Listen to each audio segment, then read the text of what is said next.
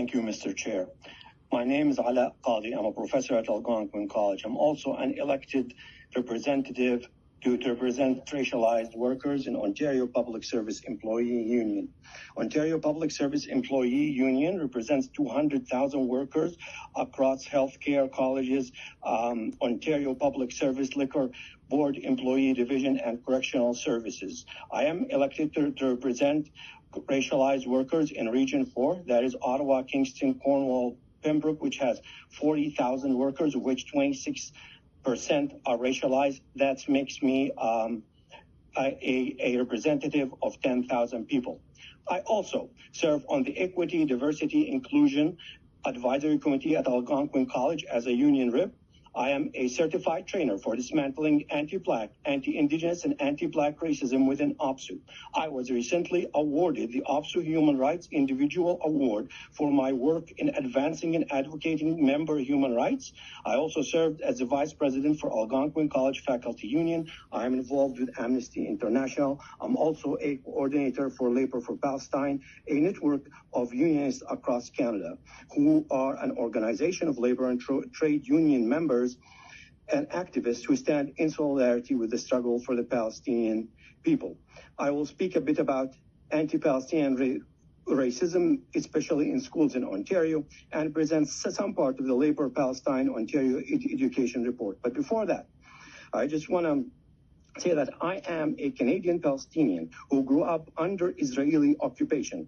I have been to countless demonstrations pro-Palestine and supporting LGBTQ rights, anti-convoy, supporting Indigenous rights, seniors and disability rights, and have been in many picket lines. I have been in many picket lines across the board, and part of my work is to look at any regulations and legislation that had with an equity lens of how it affects racialized people.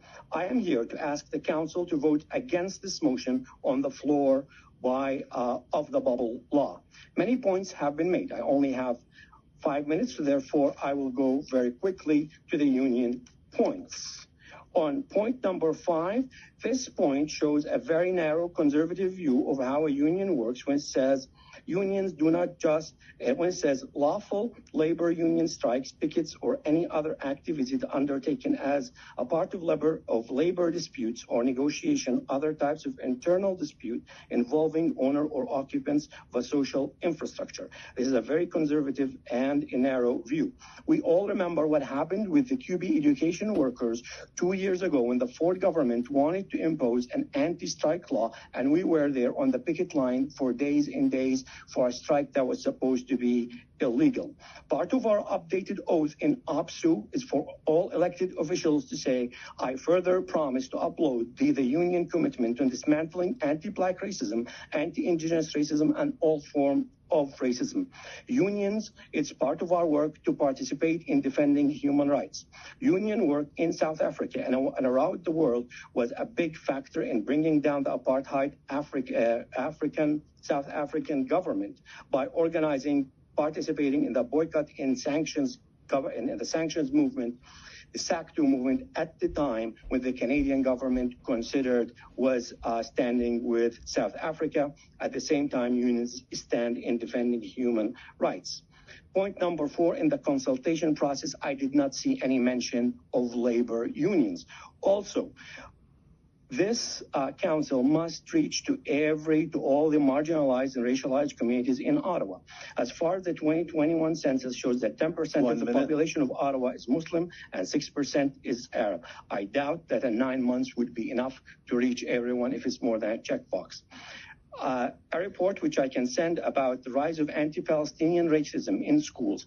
When someone in school sees their kid not able to wear this kufiya, which me, my father, my mother, and everyone's wear it, it becomes our right to stand to support our kids outside and to peacefully protest so that other kids and other people know. I will quote, I can send the report to the councillors. I will quote, it was about 65 delegates across 14 provisions identified in Ontario. I would just say this one from Ottawa Carleton District Labor Board. My niece was told repeatedly she could not wear symbols resembling anything Palestinian in the classroom or flag colors. And my wife, being an employee, she heard some not so encouraging comments from some of her colleagues. There's so many of these comments there. I encourage the board not to vote for this motion. Thank you. Thank you, Mr. Kadji, for your presentation. I do have a colleague who has a question for you, Councillor Johnson. Hi there. Thank you very much for being here, and thank you for your service at Algonquin College and in the community. I wanted to just take a moment to unpack what you were suggesting about point 5. So point 5, what you're suggesting, what I heard you say is that if a government decides that striking is illegal, then that means that there are no lawful union strike. Like there's some relationship there between what a government deems lawful and whether or not this bylaw would apply to protest? Exactly. I see that as a big problem. If this bylaw passes, then we would have not been able to protest outside schools. That what happened 2 years ago was targeting education workers in Ontario schools. We did protest outside MP offices and other places, and some of the protests were actually outside schools for those very underpaid education workers. And if it wasn't for the all these unions that stood up, not just from Ontario, from across Canada, even from Ireland and other countries, this wouldn't have happened. And if it wasn't for the parents and the kids who actually saw what was happening outside the school, that would have passed, and that union would have lost the right to strike there. So you're saying that being in front of that school was actually how you were able to show those parents what the issues were? Yes, that was a very big part of it. So would it have been adequate to do your protest 100 meters away or somewhere else? Would it have had the same impact, do you believe? So when you're looking at a protest, you have two, I would call them two parties that you want to listen. Those who make the decisions and the community that supports you in order to make change. So protesting outside MP offices, which many of them were conservative, didn't listen to us. But when we had more support from the community and the union, that made a lot of pressure on the Ford government to back off within 10 days. The parents, the kids were on our side at that point. Thank you very much. Thank you, Councillor Johnson, and thank you, sir, for coming down today. We appreciate your time. Okay, we've got 7 left, 7